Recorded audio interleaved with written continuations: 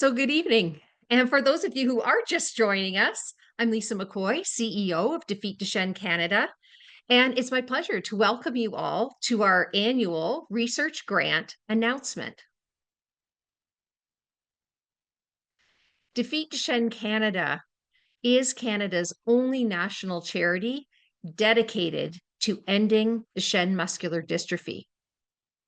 Our mission is to provide leadership in research, advocacy, and support to ensure every Canadian affected by Duchenne can live a long and active life.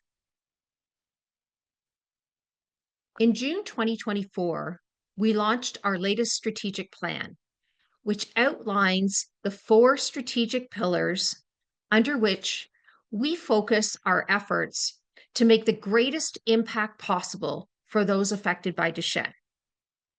These pillars include research, advocacy, education and support, and community engagement. We understand the critical importance for funding innovative, world-leading research to enhance treatment and care and bring us toward a world without Duchenne. As advancements in treatment and care are made, we strive to ensure all Canadians are able to benefit from those advancements by advocating for equitable and affordable access. At the same time, we recognize the need for accurate and reliable information, education, tools, and support for Duchenne patients and for their families. Together with you, we are working tirelessly to create a better world for every person affected by Duchenne muscular dystrophy. Each spring, Defeat Duchenne Canada receives many letters of intent from world-renowned investigators seeking funding for their groundbreaking research projects. And it's not possible for Defeat Duchenne Canada to fund all applicants, so we filter those down to a few top prospects who are then invited to submit full proposals for consideration. Final decisions are made in December.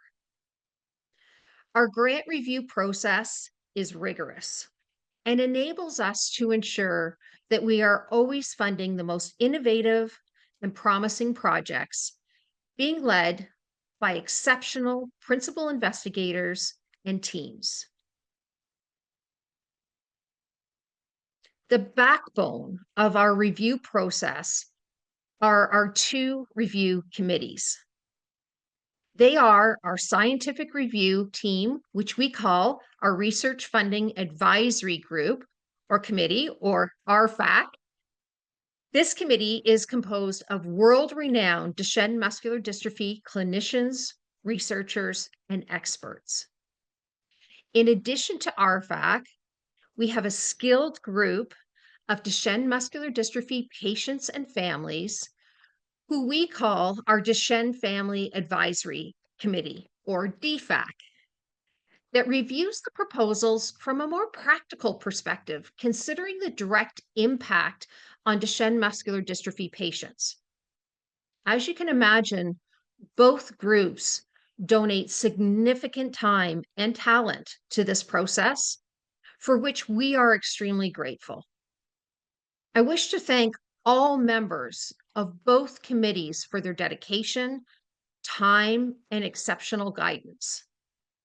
If you or anyone you know might be a good fit for either of these volunteer committees, please reach out to us for more information. We're always looking for more folks to help us out with this very important process. So now, to really get things started, and to let you hear all about what's happening in Duchenne research, I'd like to introduce Judy Wiles, our Director for Research and Advocacy, to share some research updates. Judy, over to you. Thanks so much, Lisa. I'm so excited to be here. We have a lot of very interesting things to discuss with lots of very interesting people.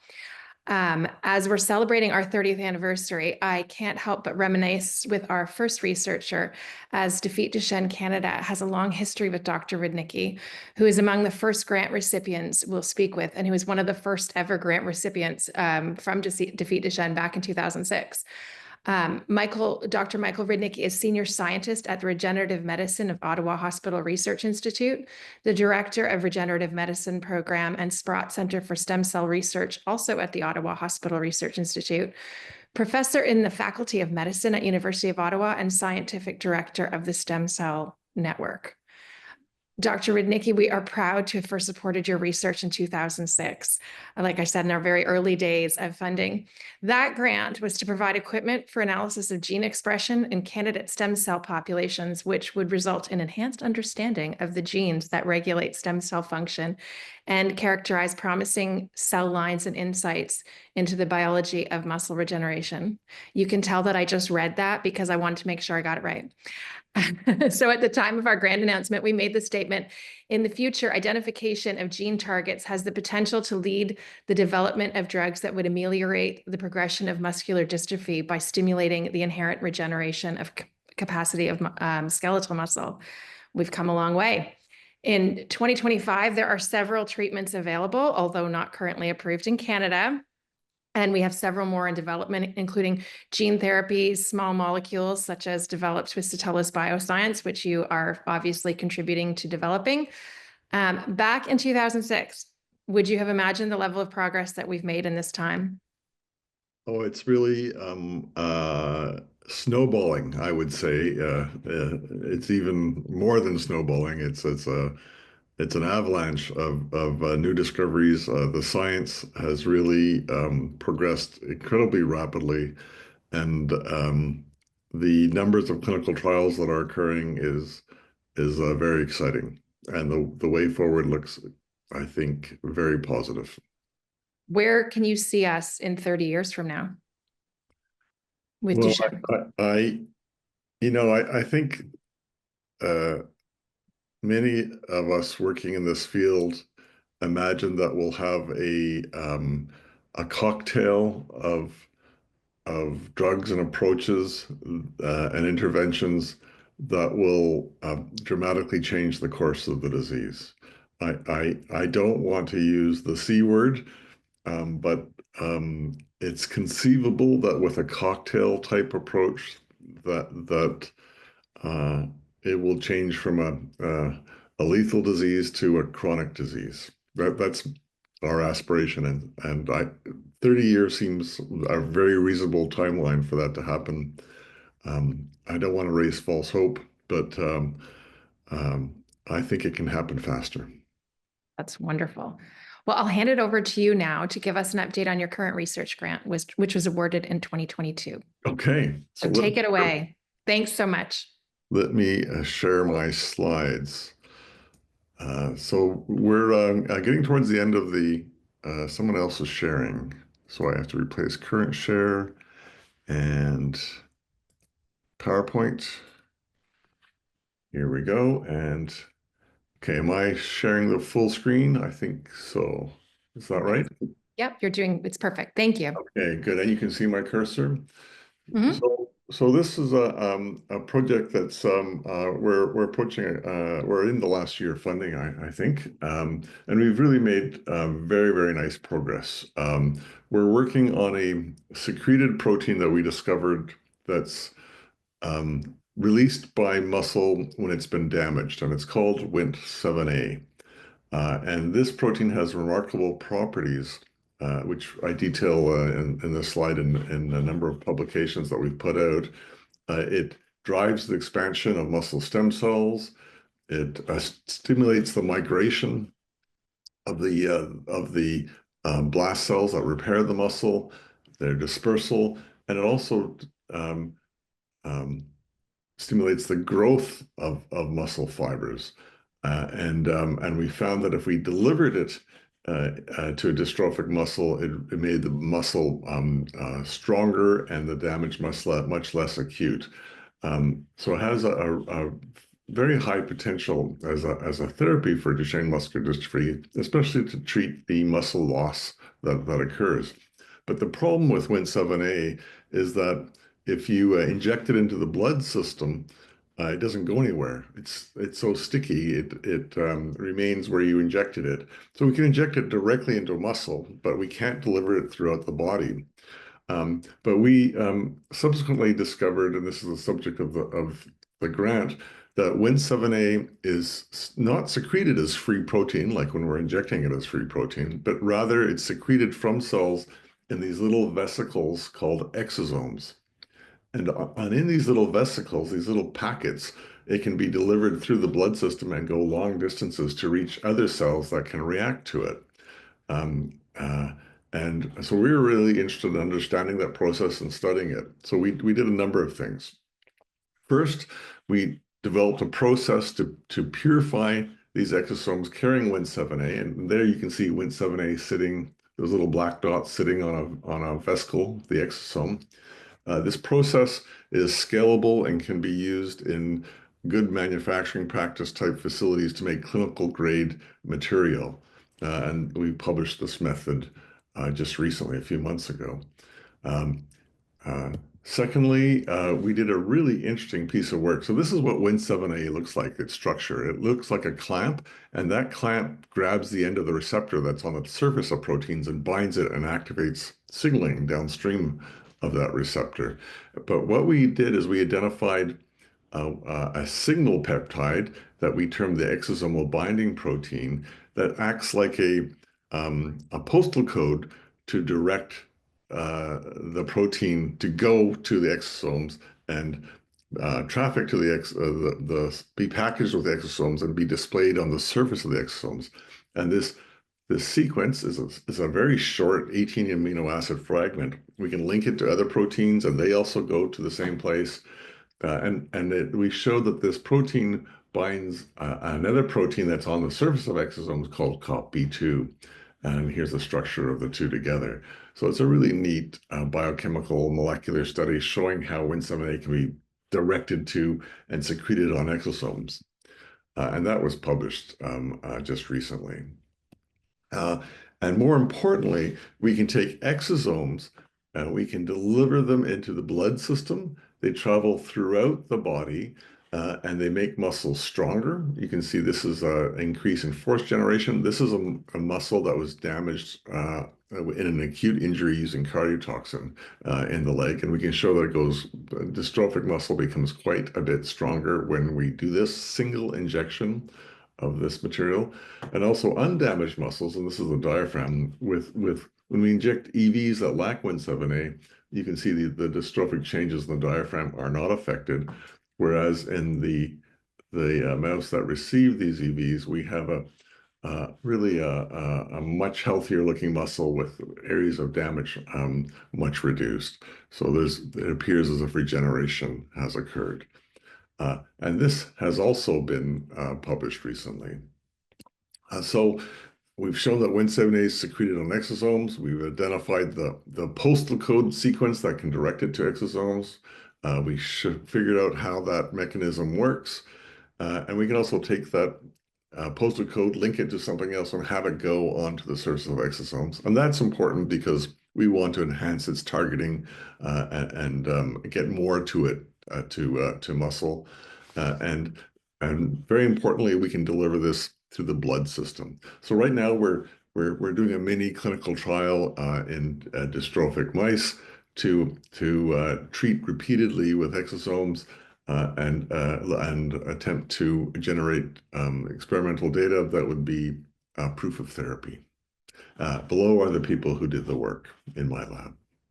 Thank you. Wonderful. Thank you so much for that update. We really appreciate hearing all about your research. I'm now pleased to introduce Drs. Odom and Barrett. Dr. Odom is from the University of Washington School of Medicine. He also received a grant in 2022 for research into phenotypic screening of deimmunized DMD gene therapy vectors. His colleague, Dr. Philip Barrett, is a postdoctoral researcher at the University of Ottawa who is pioneering innovative approaches to evaluate DMD therapeutics using human stem cell-derived engineered muscle tissues. Their research is bridging the gap between preclinical testing and clinical translation. offering new insights into early disease mechanisms and providing more predictive human models for therapeutic development. Dr. Odom and Barrett are not able to attend tonight, so they have prepared a brief video update for us.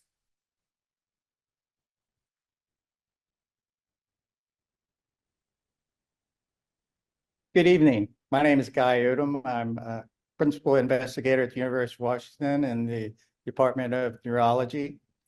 I'm here to present an update on our research. This is a highly collaborative, multidisciplinary effort between the Odom and MAC labs.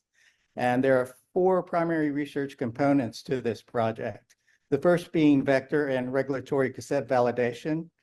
We have generated approximately 30 vectors that are essential tools in moving this research forward. We identified the most efficacious retroviral vector and the most active regulatory cassette out of those tested. Second, a primary objective of this project is to re-engineer microutrophin. As we published in 2020, that there are deficits in first-generation microutrophin function, so we address that by re-engineering utrophin and have tested 4 novel utrophins with 1 leading candidate that contains 6 spectrin-like repeats. This has been followed up with protein expression and metabolomics across 6 treatment groups, and we have a manuscript currently in preparation. Third, deimmunization of dystrophin.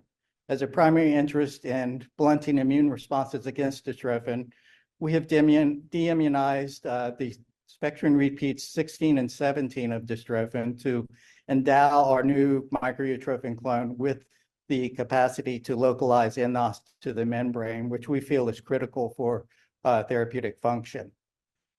These clones have cover 4 MHC1 and 8 MHC2 allele types, so it's a broad representation in terms of represented alleles in humans. And each of these have been vectorized within the 6 repeat microutrophin. And the 4th component, I'll pass it over to Dr. Barrett, and he'll discuss human DMD iPSC-derived 3D muscle tissues. Excellent. Hello.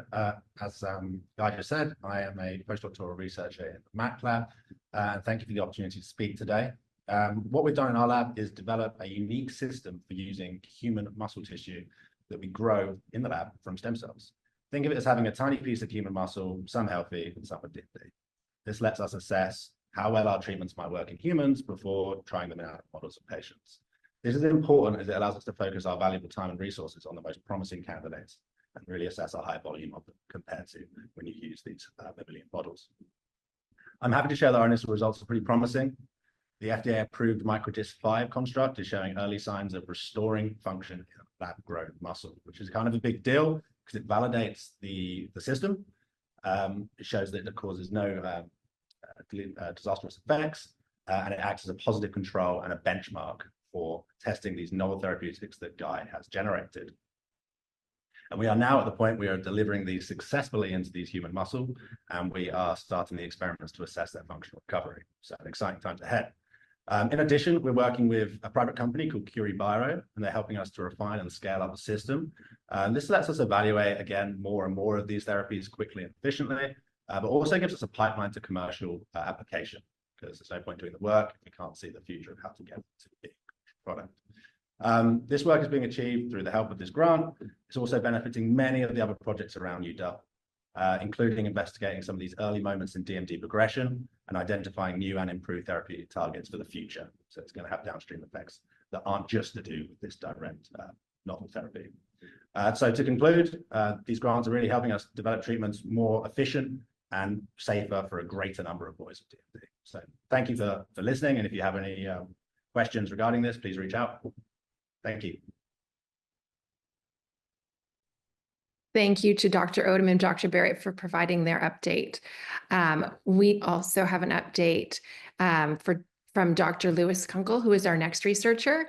Dr. Kunkel is the director of the genomics program at Boston Children's Hospital and professor of genetics and pediatrics at Harvard Medical School. Dr. Kunkel is well known for having identified the causative gene for DMD. Unfortunately, he was unable to attend this announcement tonight, and so he has also provided his video update on current research into novel therapeutic approaches to DMD using the Notch pathway.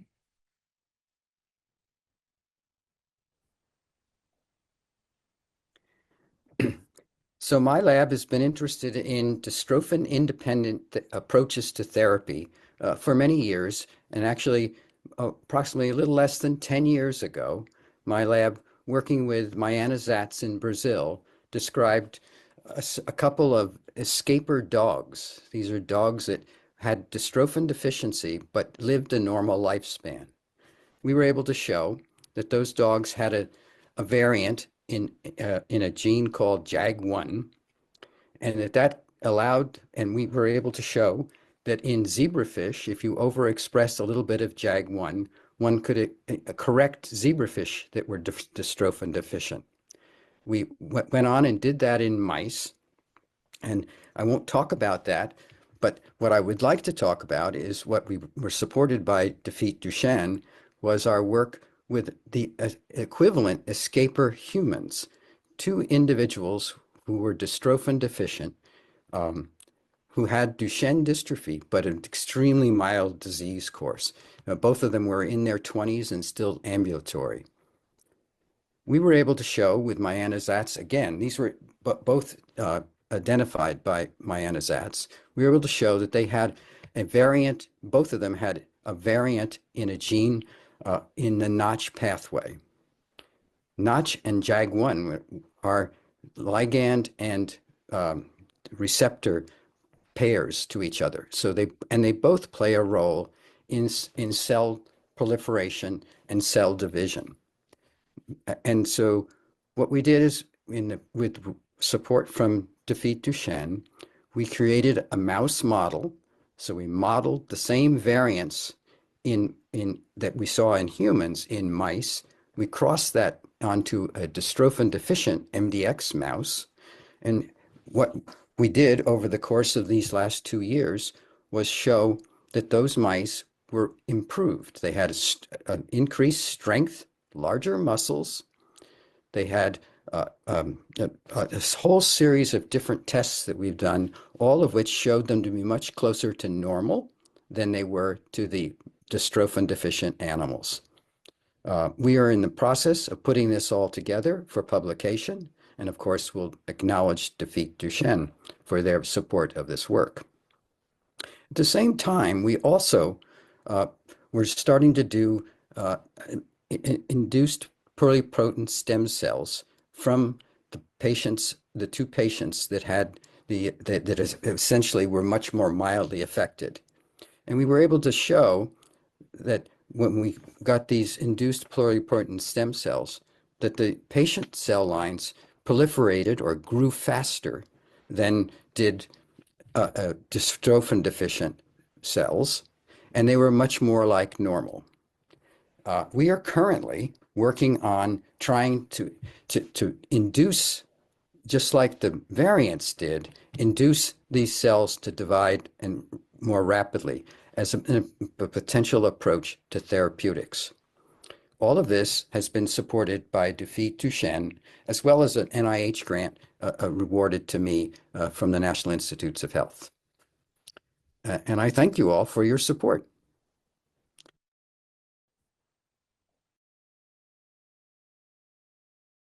Thank you so much to Dr. Kunkel. Our next researcher is another physician who we're pleased to have worked closely with over the years. Dr. Leanne Ward is Tier 1 Research Chair in Pediatric Bone Disorders, Professor of Pediatrics at University of Ottawa, the Medical Director of the CHIO Genetic and Metabolic Bone Disease Clinic, the Scientific Director at the Ottawa Pediatric Bone Health Research Group, and pediatric endocrinologist in the Division of Endocrinology and Metabolism of Children's Hospital of Eastern Ontario. Dr. Ward, thanks so much for joining us tonight. There's been a lot of research into DMD that has resulted in quite a few treatments being approved in other jurisdictions. So what direction do you hope to see for future Duchenne research as Canadians begin getting access to disease-targeted treatments? Well, as others have said, I really want to see that individuals and families living with Duchenne have options. I think that we need a landscape where there are multiple therapies that are ideally tailored to a given individual and their needs and where they're at in their course in the disease. And so that would be my overarching goal. And then I would also hope that we would have a therapeutic landscape where there's minimal side effects. Right now we have glucocorticoids, and that's my area of interest. And of course, they do help individuals with Duchenne, but they have considerable side effects. And so my hope as we look into the future is that we have a landscape where the effective therapies have fewer side effects than we're managing at the moment with glucocorticoid therapy. That's great. Now, I asked Dr. Rudnicki at the start about what he foresees in the next 30 years of research. So what excites you about the upcoming research, and what do you think it will look like in the next, say, 5 years in DMD? Well, I think, there's obviously a lot of attention to gene therapy, and I think that we look forward to seeing that come to Canada and understand how we can weave that into care. And then there's other disease modifying therapies that are being adjudicated and for their ability to come into the country as well. And then ultimately, I think we are looking at combinatorial therapy in order to attack the disease from different angles.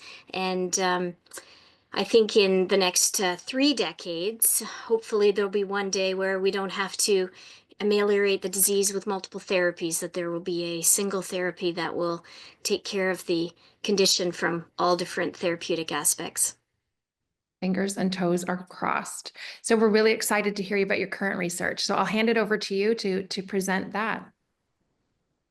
Well, thank you very much. I am a clinician, so I'm going to be speaking from the perspective of an individual who takes care of boys with Duchenne muscular dystrophy.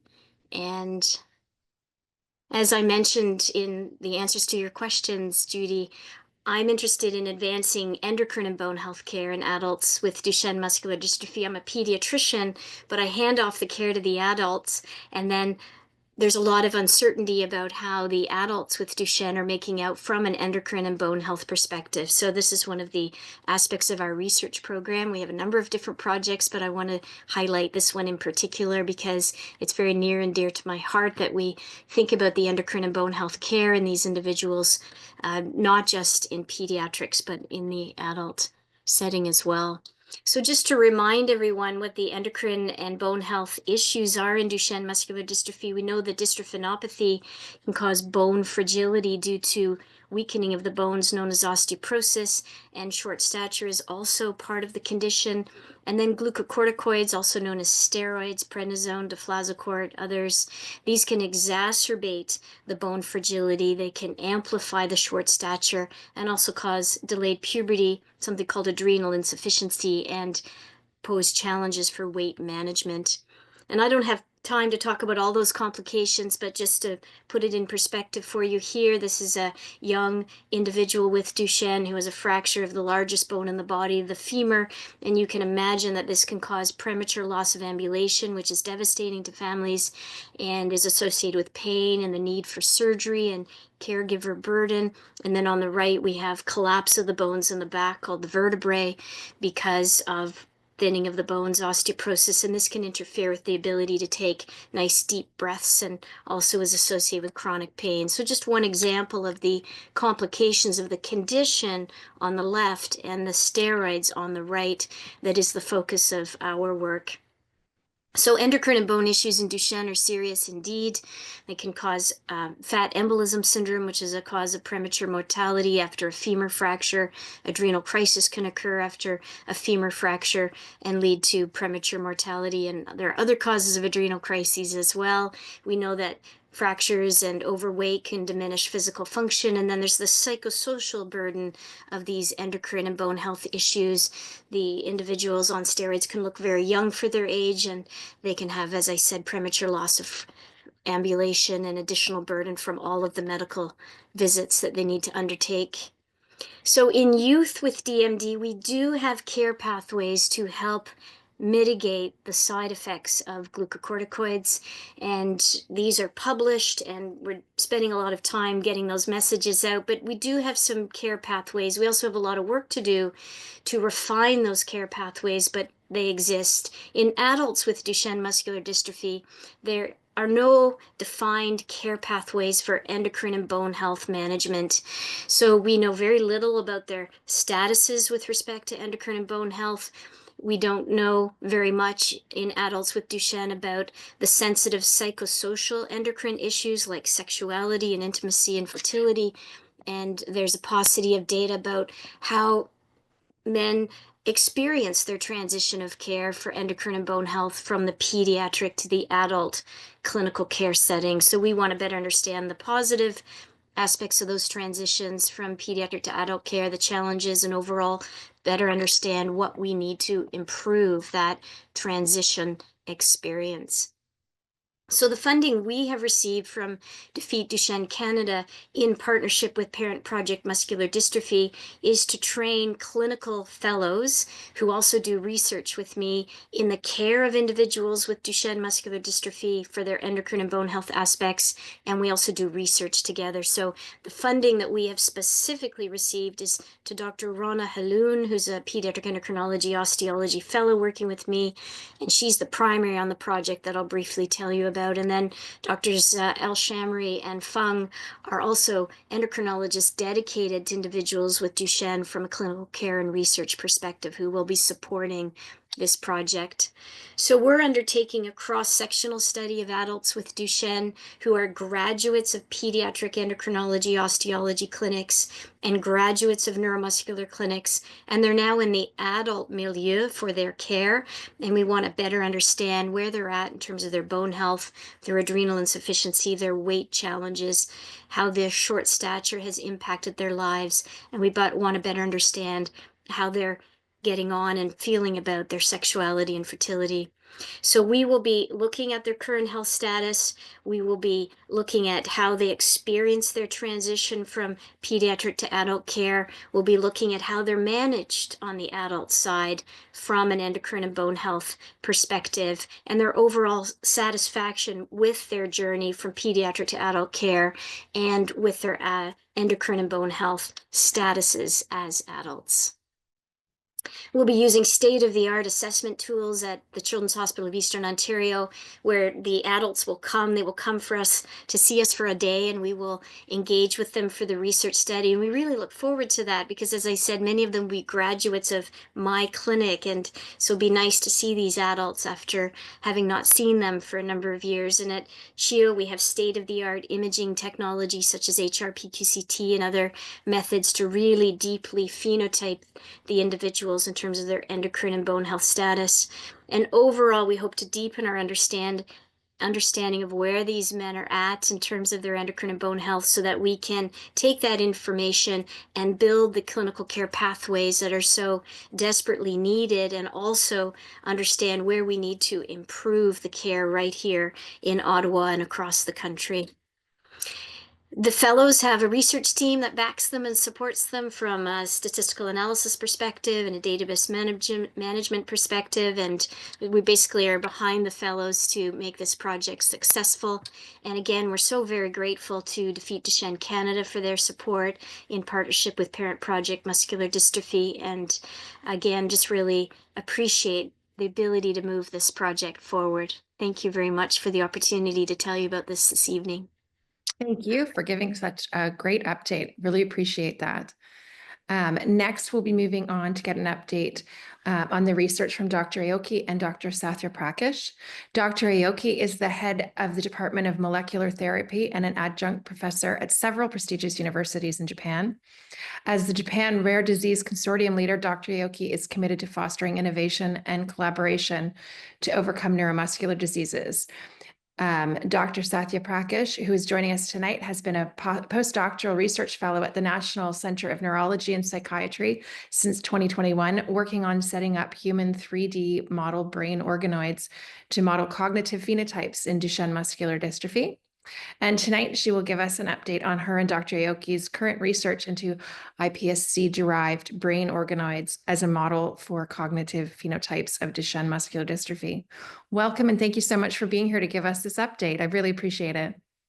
Hi, thanks so much for the intro. It's actually Friday morning here, so Oh, well, good morning. good I'm so sorry for so hi forgetting from this. Japan. Oh, no worries at all.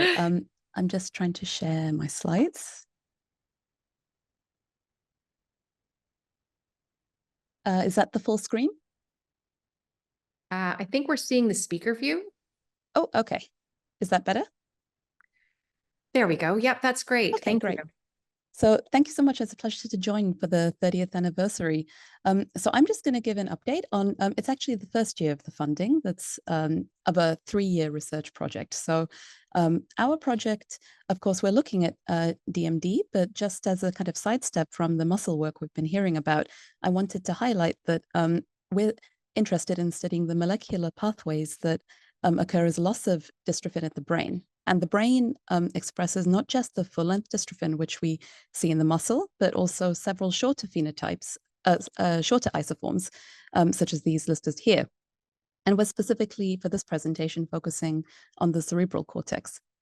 Now, DMD has lots of cognitive disorders associated with it in around 30% of patients. But unlike the muscle disease, we don't clearly understand why loss of dystrophin leads to these various spectrum of disorders in the brain. We do know that these isoforms, particularly this DP140 isoform, are expressed during development. And the pattern of the expression of these proteins changes from before birth to after birth. So clearly there's a very specific function that we need to isolate. But of course, that's very challenging. You can't just directly look at fetal human brain. So instead, we've developed this protocol from induced pluripotent stem cells derived from the urine-derived cells directly from patients to make cerebral brain organoids. Now, this is a protocol where you take induced pluripotent stem cells, which still maintain the genetics of the patients, so they still have the various DMD mutations, and then we can grow them by exposing them to different factors in kind of growth media in a petri dish to kind of recapitulate specific regions of the brain. And of course, these little brains are going to be deficient for dystrophin. So we can look at the effects that this has on specific time points of development, just like kind of specific growth points during embryonic development. And so we were able to do that. We've got 2 individuals with no DMD, and then 3 different patients with different mutations. And from here, we were able to grow cerebral organoids. So aim 1, year 1 of this project, was to try to characterize the spatiotemporal expression of dystrophin isoforms in the cerebral cortex, as well as other types of organoids. But for now, we're focusing on cerebral cortex. So we did this at mRNA level, and essentially we found that brain-specific isoforms were downregulated, as you might expect, but they weren't totally lost. So this is the key takeaway, that we see a kind of misregulation of dystrophin isoforms in the brain, but not total loss. And when we look at the protein level, we're able to capture not just the different neurons that are expressed in brain organoids, but also specific regions. So during brain development, you have neural progenitors, which then differentiate into neurons. And we found that dystrophin is expressed not just in the neurons, like we've originally thought for several years, but also in neural progenitor regions. And this could have significant implications for when in DMD organoids, we lose these brain specific isoforms. Now, this work is currently being analyzed, and we're performing several differentiations of brain organoids to clarify exactly what effect that the loss of this dystrophin is having on our brain organoids. So I just want to say that overall, we've been doing lots of experiments with the brain organoids, but our year 1 goals were pretty much mostly achieved. We just have a couple of modifications, which I'll come back to in my final slide, but we've been able to not just generate several brain organoids and look at the dystrophin expression at mRNA level, but also at protein level. We've also been able to move on and done some preliminary experiments showing the morphology of our brain organoids, specifically cortical markers, specific brain markers, which are really important for development. And we're going on to perform more of these experiments in hippocampal and ganglionic eminence organoids, which should be really crucial for the phenotypes that we see in DMD. So the final experiment, and this is really crucial because without this Defeat Duchenne Canada funding, we definitely would not have been able to move on.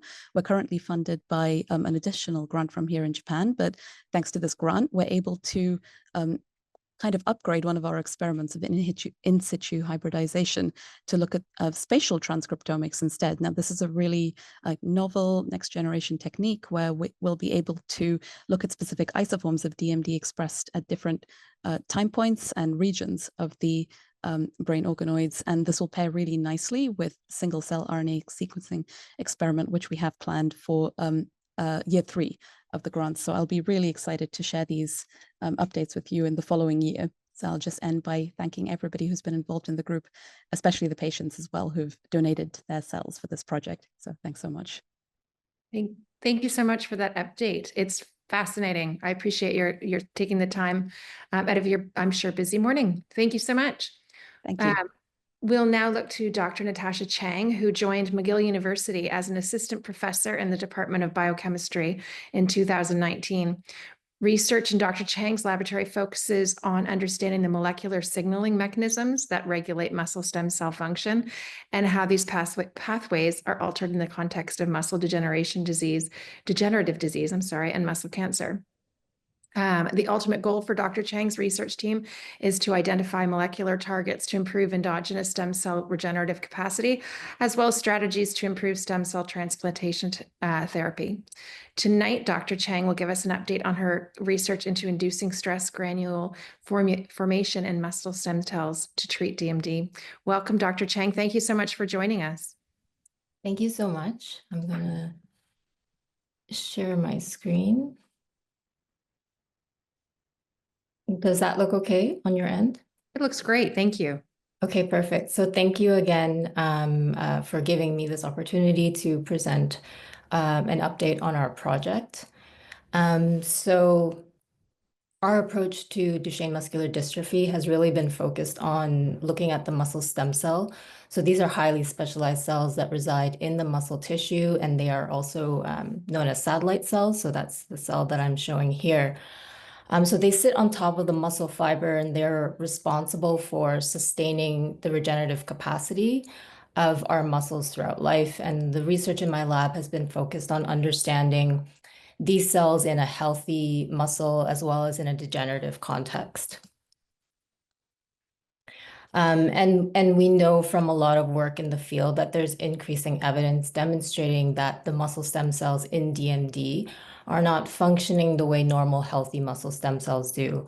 And so what I'm showing here, these are just some examples of the impaired molecular and cellular properties that have been observed in muscle stem cells in Duchenne muscular dystrophy.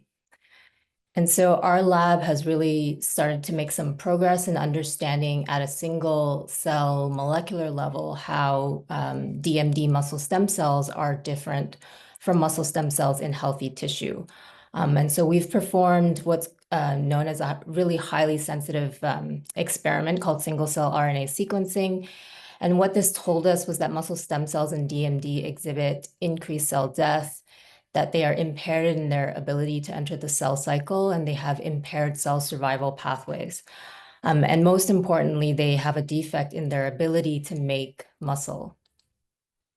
And so the way that we think about DMD is that this is both a disease of the muscle tissue, where there's a loss of muscle integrity and chronic degeneration. But at the same time, it's also a disease of the muscle stem cell, and their dysfunction contributes to the inability of the muscle to undergo efficient repair. And so our strategy is really based on how can we restore muscle stem cell function to make better muscle. So the rationale for our project came from previous work done in the field of muscle wasting in cancer-induced cachexia, which is a severe muscle wasting disorder, where treatment of both cells and mouse models of cachexia with a drug that induced formation of these cellular entities called stress granules resulted in improved differentiation and improved muscle function. And so what we were asking was if these compounds would also work in DMD cells and animal models. And so we treated DMD muscle progenitor cells with a drug that induces stress granule formation. And we asked if they can differentiate better in the presence of this drug. And the answer is yes, we see improved fusion of these muscle progenitors into muscle fibers, which is a readout for differentiation. We've also now confirmed that treatment with this drug does not impact cell survival or the ability of DMD muscle progenitors to proliferate.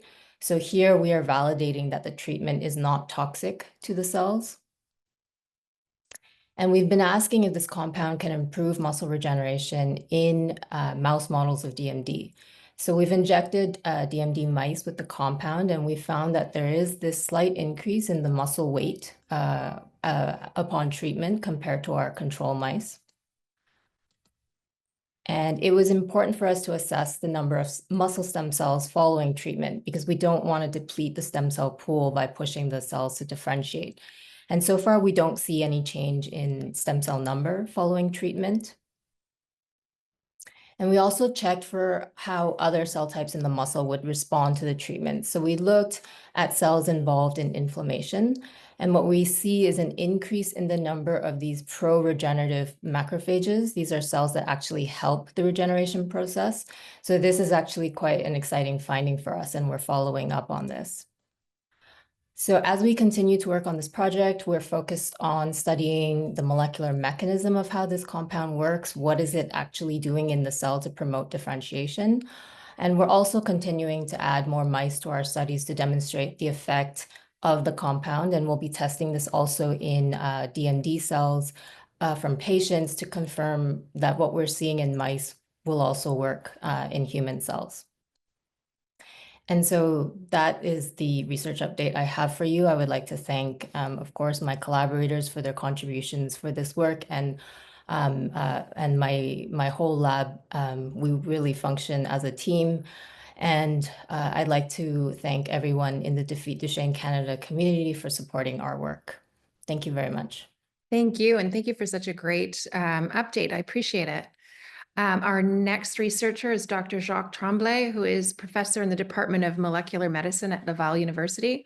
He has worked on cell and gene therapies for hereditary disease, in particular Duchenne muscular dystrophy, since 1987. He has worked mainly on the transplantation of myoblasts derived from a healthy donor as treatment for Duchenne. This evening, he'll give us an update on his current research on in vivo corrections by CRISPR prime editing of mutations responsible for Duchenne muscular dystrophy. Over to you, Dr. Tremblay. Oh, you're on mute.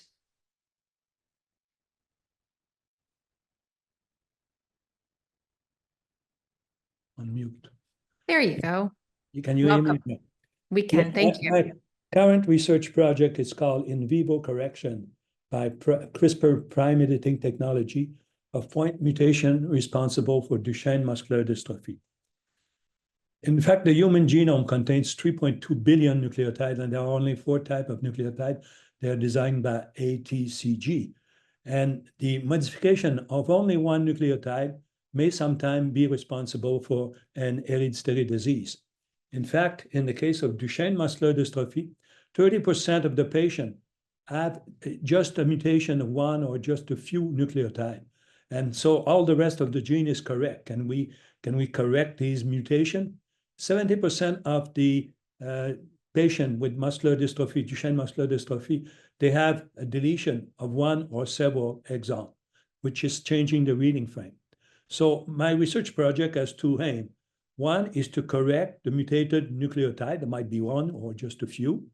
And second, to restore the normal reading frame of the dystrophin gene in the patient having exon deletion. And this could be done by inserting or removing just 1 or 2 nucleotides. So all of you know, in Duchenne muscular dystrophy, due to the mutation in the dystrophin gene and the DMD gene, there is no dystrophin underneath the membrane. The prime editing technology is a fantastic technology that was published for the first time in Nature in 2019. It's using an enzyme derived from the CRISPR-Cas9 technology. It's called a Cas9 nickase, and it's an enzyme able to cut only one strand of DNA. And this enzyme is fused with the reverse transcriptase. This is an enzyme that is able to make DNA from a template of RNA. And this technology also uses an engineered prime editing guide RNA. And this is the important molecule. It has, in fact, a sequence of 20 nucleotides that will hybridize with the sequence in the human genome. So although the human genome contains 3.2 billion nucleotides, a sequence of 20 nucleotides is specific and will exist at only one or perhaps two sites. So this is one way of targeting a very precise sequence, in our case, within the DMD gene. And then there is constant part of that PEG RNA. And then there is an additional sequence. One is called a primer binding site. It's a sequence of nucleotide that will attach to the strand of DNA that has been released by the nickase. And this is followed by the reverse transcriptase template. Again, it's a sequence of nucleotide. But this is an important sequence because when you change some of the nucleotide in that sequence, you can also change what will be the new DNA strand that will be incorporated. So if you put a T, for example, in that reverse transcriptase template, this will produce an A in the resulting DNA. So with this reverse transcriptase template, this is the trick to be able to correct any selected nucleotide.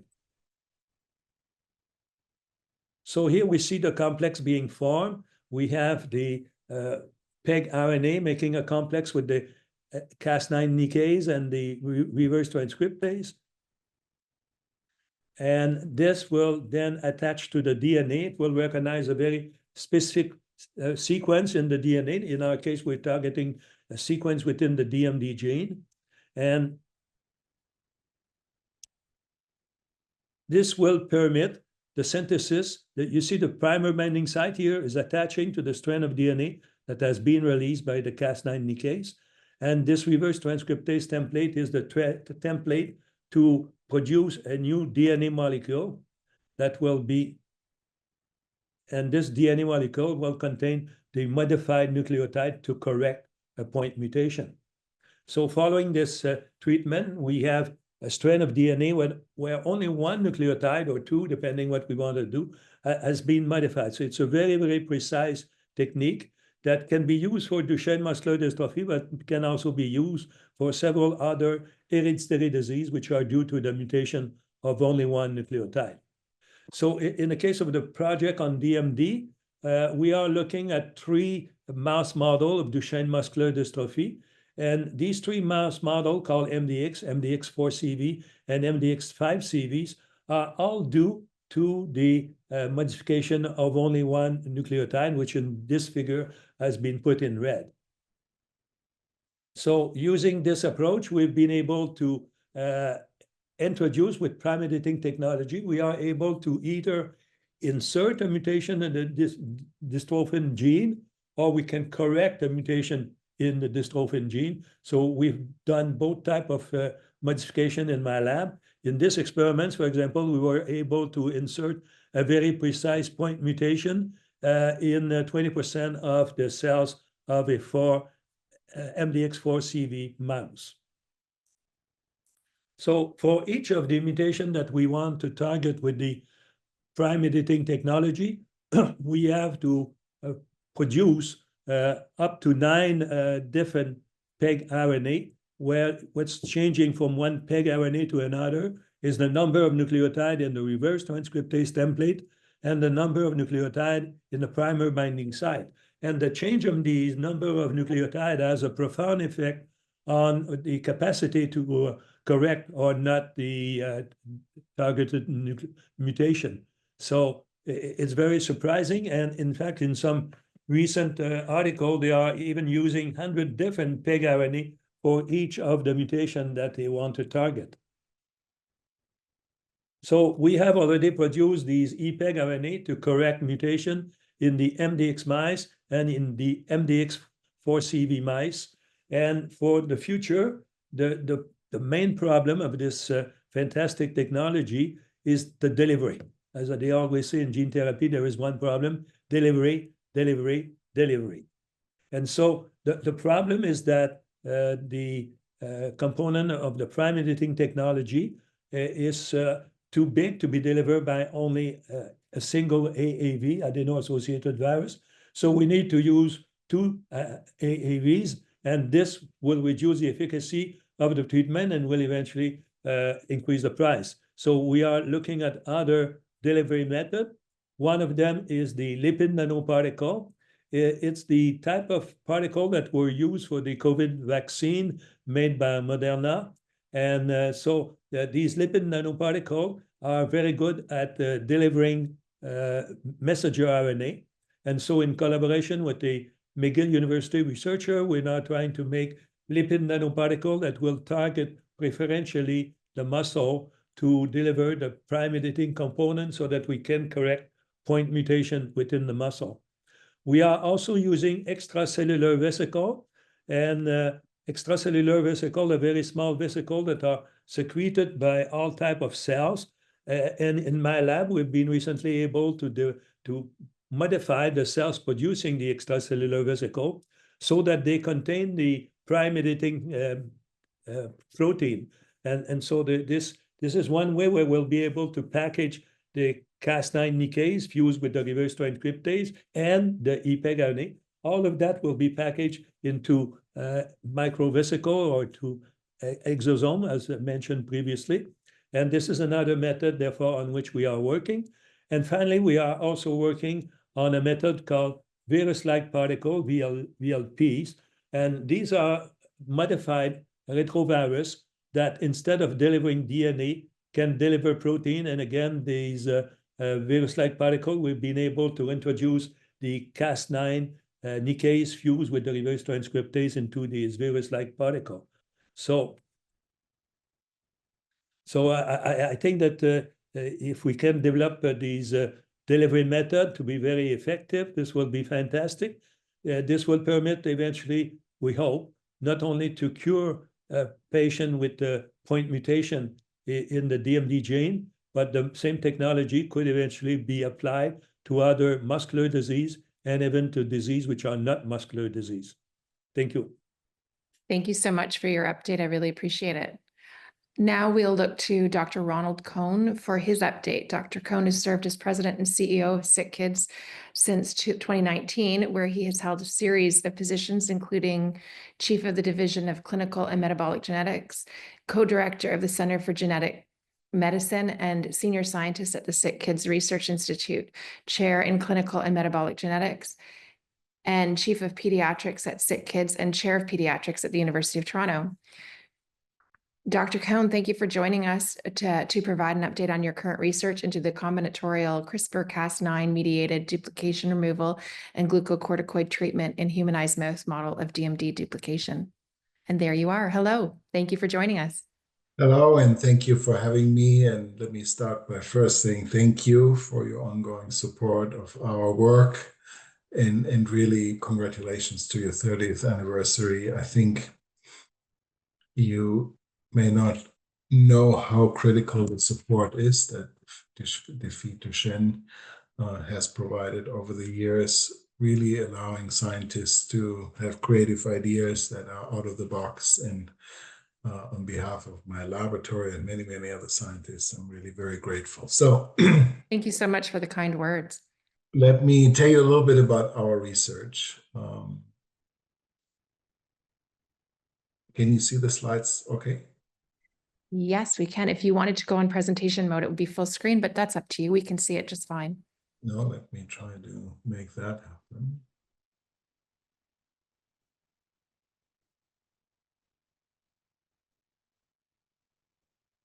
Is that better? Looks great. Thank you. Okay, thank you. Okay, so let's start by asking the question, why do we need a humanized mouse? We are really gearing what I hope will be the last step that we preclinically have to do before we can design a drug for a clinical trial. So in order to do this, we really felt like we need to create a mouse that has a human dystrophin gene. And the reason for this is if you see the mouse gene here in green and then compare the human dystrophin gene, you can see that there are actually some differences. And that's the reason why we have decided we need to create a humanized mouse as a model to try our CRISPR gene editing therapies that you just heard about from Dr. Tremblay. So interestingly enough, in 2008, somebody already developed a humanized mouse, and you can see that this mouse had a humanized gene, and we were quite excited, and we got this mouse to Toronto from the Netherlands from one of my colleagues, and we were trying to induce a duplication in this mouse, and it didn't work. And we had to do a lot of work to figure out why it didn't work. And interestingly enough, as you can see here, this mouse already had a duplication of the human dystrophin gene. So instead of creating a mouse with just one copy of the human dystrophin gene, it had two. So we were thinking, okay, so why don't we use CRISPR, which is kind of the genetic surgery method that you can use, to cut out the duplicated version of the human dystrophin gene, and then we have our mouse. Well, it turned out we did this experiment, and then we ended up with a flip. Instead of getting rid of this, we actually had a flip, and we had still two copies of the human dystrophin gene. So we had to go through another set of experiments where we tried to cut out pretty much the duplicated version of these two genes right here, and then create a mouse that finally had one dystrophin human gene. So what I'm telling you here in 2 minutes was work of about 8-9 months at least. But finally we have this mouse, and we have now created a mouse with a duplication of exon 44, which we are using for our experiments that you are funding. And the experiments we are doing are really different than many of the experiments that are currently being done, in as such that we are not just doing genome editing to cut out the duplication, which you have seen we can do, but we are going to do it in combination with either steroids or with vamorolone, because every Duchenne patient is either taking steroids or is taking vamorolone. And in order to really test the efficacy of what we are trying to do and what we want to bring to clinic, we actually have to test it in a mouse to see how steroids or vamorolone have potentially an impact on the genome editing therapy. So this is what we are currently doing, and this is what you are funding. And I will tell you that I'm very optimistic that at the end of this period, we'll be ready to have a drug that can go into clinical trial for patients, not just with a duplication of exon 44, but for many other duplications. We have many, many other models of duplications in the laboratory. And hopefully next time I come, I can show you some exciting mouse data. So thank you. Well, thank you. I think that was very exciting. So I can only imagine if you think that wasn't exciting, what will come next. So thank you for joining us. As Lisa mentioned in her introductions, we have two groups that evaluate our grant applications. The Duchenne Family Advisory Committee is led by Lori Power, who is mother to Alex, a 14-year-old with Duchenne muscular dystrophy. Lori, thank you so much for joining us. You've been the chair for several years now, and you've evaluated a lot of grant applications while simultaneously seeing a lot of major advances in Duchenne research. So I'm curious, what areas of research excites the family committee? Is there an area of research you would like to see more applications? What are your thoughts?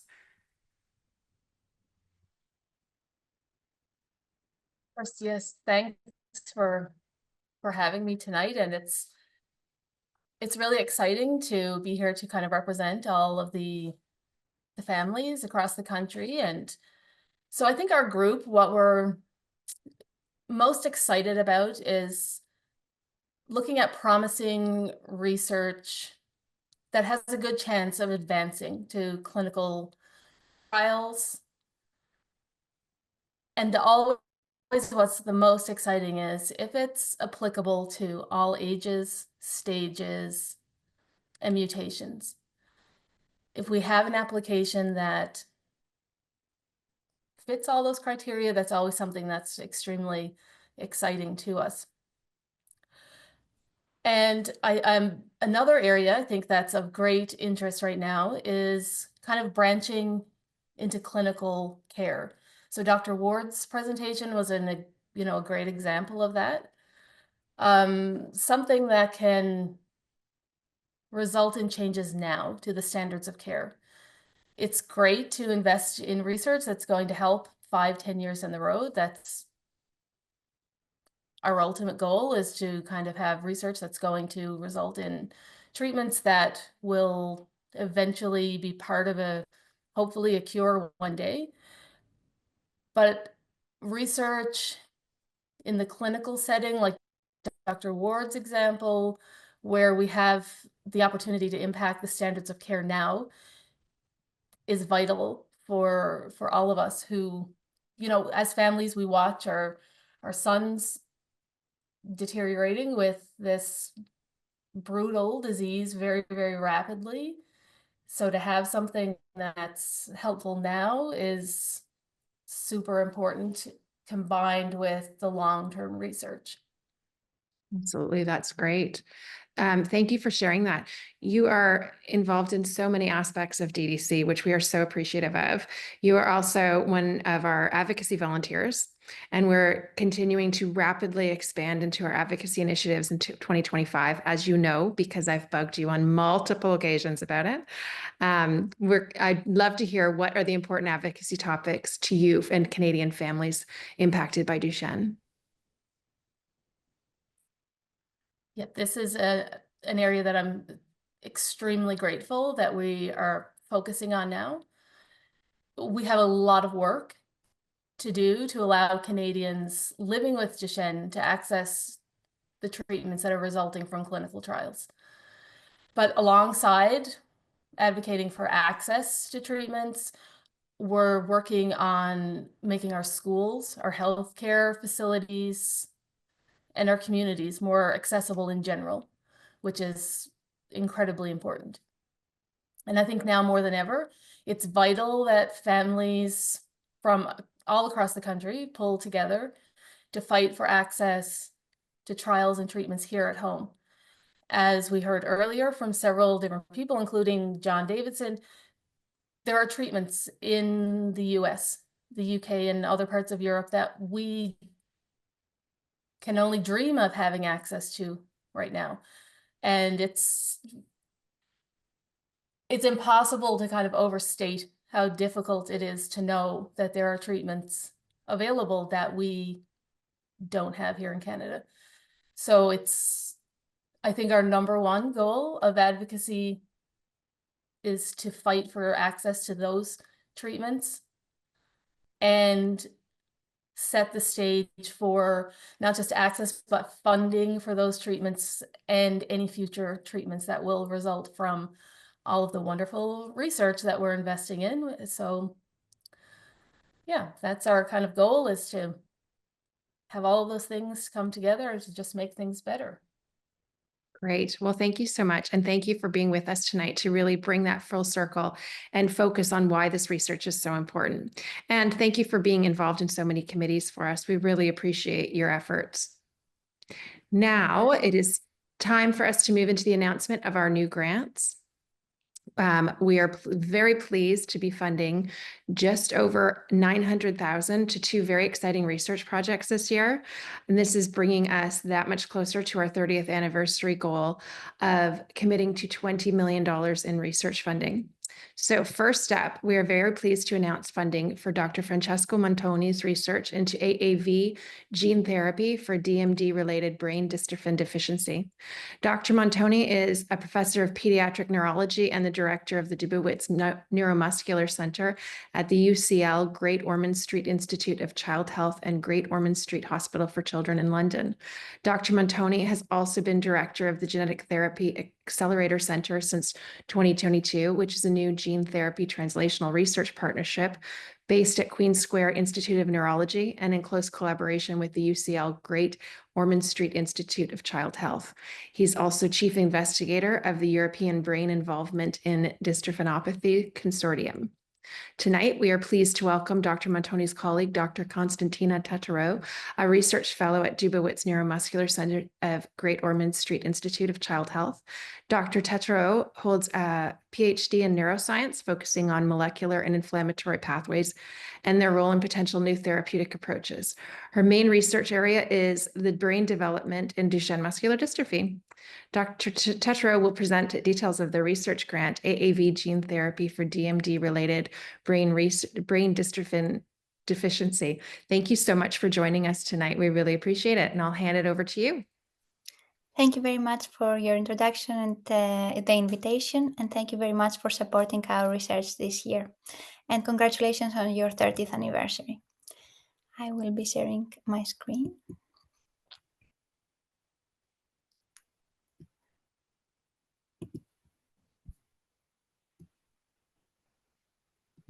Thank you so much. Are you able to share? There you go. Wonderful. Yeah. So Professor Montoni was not able to join online today, but he recorded a short video then I will present the aims of the research project. Hi, my name is Francesco Montoni. I'm a pediatric neurologist from London, and this video just to thank Defeat Duchenne Canada for the grant we've been given on AAV gene therapy for DMD-related brain dystrophin deficiency.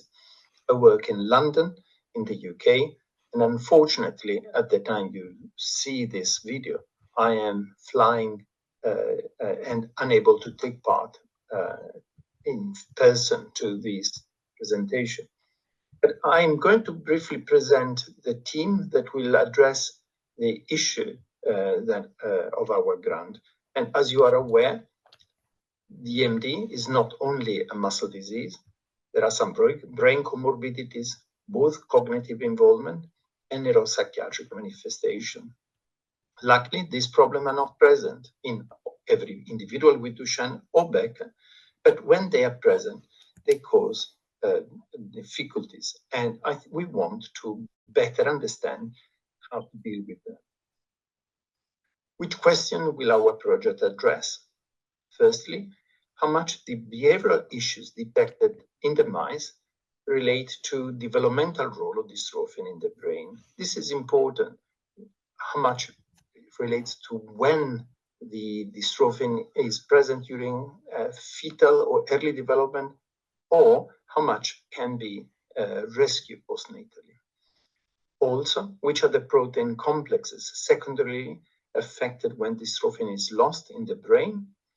We know very well what are the protein involved with dystrophin in muscle. We know very little regarding what are the protein dystrophin interacts with in the brain. And finally, can AAV gene therapy not only improve muscle function, but also the brain function in mice with Duchenne muscular dystrophy? The team that will be addressing this is a team here in London at the Institute of Child Health and Institute of Neurology. In addition to myself, there is Professor Jo Ng. She has a lot of expertise on AAV gene therapy.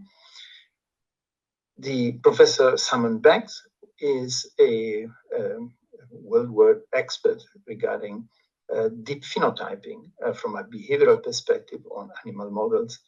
And Constantina Teterow, who will be now explaining to you more in detail how the work will be done, is a talented researcher who has been working in Duchenne brain now for a few years as part of my work. I'm sorry I cannot be there. I wish you all the best, and thank you again for the generous support for our work. So dystrophin, there are different isoforms that they are expressed in the brain, and that are highlighted in blue. And these are DP427CP, DP140, DP71, and DP40. These are different isoforms that they are not expressed in the muscle. Dystrophin in the muscle has different protein complexes that they are presented on the left-hand side image.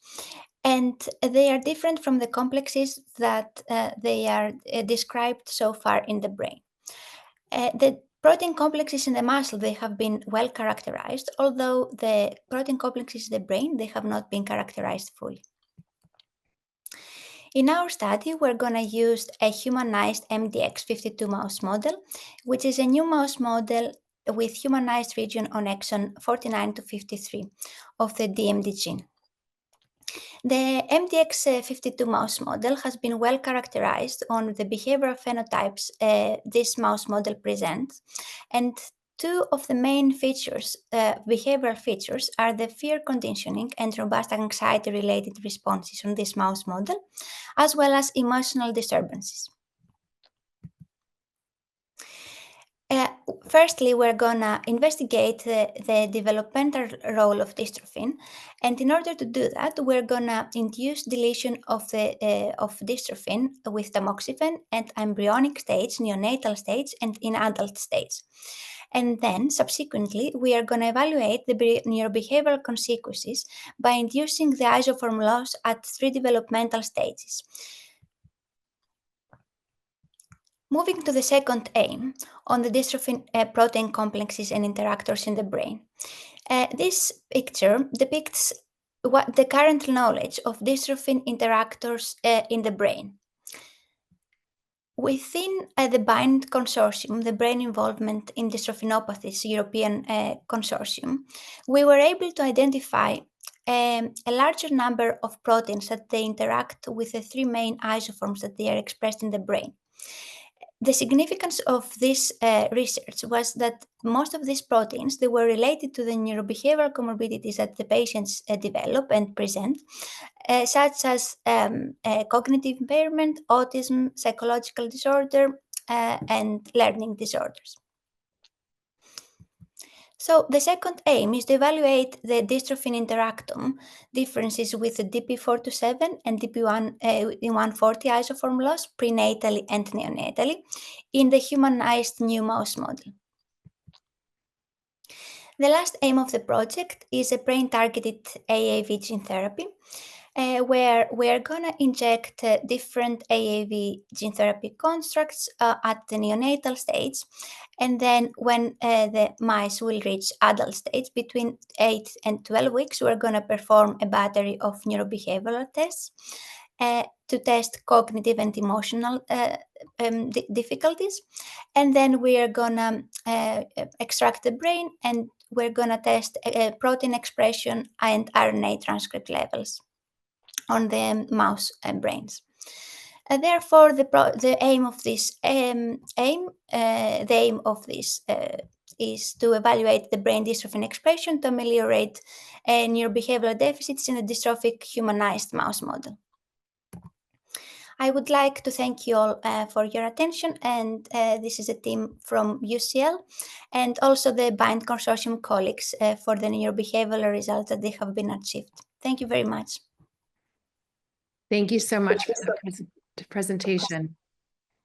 The second grant we are pleased to announce tonight is for Dr. Alain Stincy, Professor and Interim Director of the School of Pharmaceutical Sciences at the Faculty of Medicine, University of Ottawa. His current research combines techniques from various scientific fields, including gut microbiology, genetics, functional genomics, medicine, chemistry, biochemistry, and bioinformatics, to study the role of gut microbiome in human diseases. We are pleased to welcome Dr. Stinsy's colleague, Dr. James Butcher, who is a research associate at the University of Ottawa, whose research interests focus on human microbe interactions, and in particular, the microbiota's role in pediatric inflammatory bowel disease and other chronic diseases.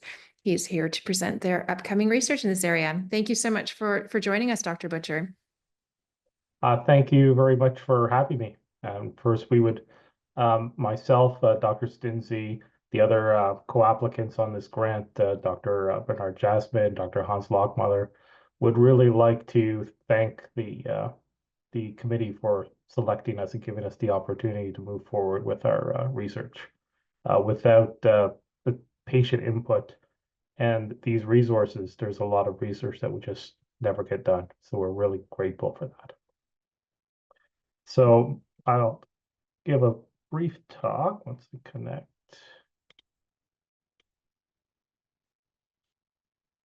So you can see my screen correctly? Yes, thank you. Okay, great.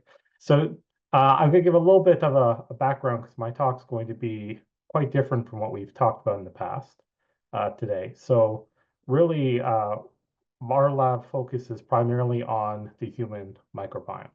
So the microbiome is a set of different communities that exist all over our body, in our mouth or on our skin, and then there's a massive amount of microbes in our gut. And these microbes are involved in doing really essential functions for us. They help us with nutritional digestion, they help us regulate our immune system, and they also protect us from pathogens. So it's not surprising that the gut microbiome has been implicated in a very wide variety of diseases, such as inflammatory bowel disease, liver disease, diabetes, obesity, brain disorders, and various different cancers. But one thing that's been studied, but not studied to the extent that we think it should have been, is the microbiome's role in muscle health. So muscle is one of the largest organs of our body, and there are a lot of ways that the microbiome could influence muscle. And there are very intriguing studies in mouse models that have shown that the microbiome can have a direct impact on muscle health, especially in elite athletes. So we've done some preliminary studies, and our initial results suggest that there is something very different about the microbiome in dystrophic mouse models. And what we think is happening is that the microbiome in healthy patients is producing a lot of beneficial metabolites that's helping to promote muscle health and promote healthy conditions overall, and not producing a lot of harmful metabolites. And what we think is happening in a dystrophic condition is that we have a reduction in these beneficial metabolites and an increase in these harmful metabolites. One of the reasons why I keep saying that we think is that for some reason, there's never been a study looking at the microbiome in Duchenne muscular dystrophy patients, which is really a gap that we feel is really missing in the field. And that's one of the goals of our project, which I'll just go through with very quickly. So our goal is to first characterize the microbiome in mouse models and determine what is it about the microbiome that is potentially affecting muscle health. So simply asking the question, so what are the microbial metabolites that we need to either increase or decrease to improve muscle health? Next, we have a lot of experience in dietary compounds and how diet can potentially change our microbiome to improve it and make the metabolites we need for health. So we want to, once we know what metabolites we need to increase, we want to look for dietary compounds that will allow us to increase these microbial metabolites, and specifically targeting the microbial metabolites that will improve muscle health. Lastly, and this is one of the most exciting parts of our project, we really want to characterize the microbiomes from DMD patients from across the disease spectrum, early onset disease, late onset disease, undergoing different ambulatory conditions, different medical treatments, so that we can determine what really is different in these microbiomes and how can we shift these metabolites, metabolite production to increase human health, and really demonstrate that whatever we've identified, can we shift the microbiome using the dietary components that we've identified? And can we actually improve these patient profiles in the hopes of being able to improve patient outcomes by a dietary therapeutic that would be easily able to be administered, because most dietary foodstuffs do not require any additional regulatory oversight, and it would be something that would be allowed to be implemented at the same time as existing therapies. Thank you again very much for giving me the opportunity to present. Thank you so much for all that information. I really appreciate it. And with that, that completes our grant announcement. Thank you everyone for these exciting updates and for the information about this year's new grants. And I'm going to hand it back over to Lisa for a funding update.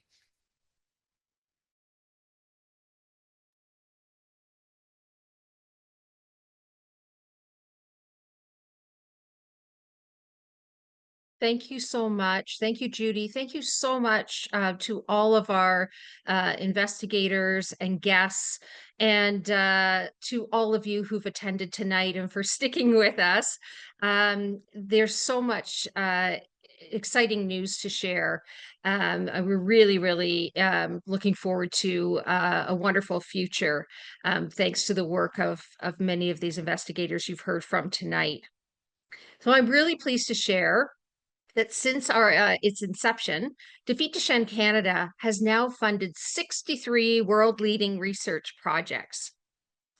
With the funds we've committed to Drs. Montoni and Stintzi, Defeat Duchenne Canada has granted $18.7 million to research since 1995. This brings us well within our reach of our goal to commit $20 million to research by the end of 2025. And that's a goal we absolutely will achieve. Thank you to all of our generous donors for making this progress possible. Without you, there absolutely would be no progress. So this has been another awe-inspiring evening. Thank you again to everyone who took the time to attend, and thanks to our wonderful researchers and all those who are working side by side with us to make strides for those who are living with Duchenne muscular dystrophy.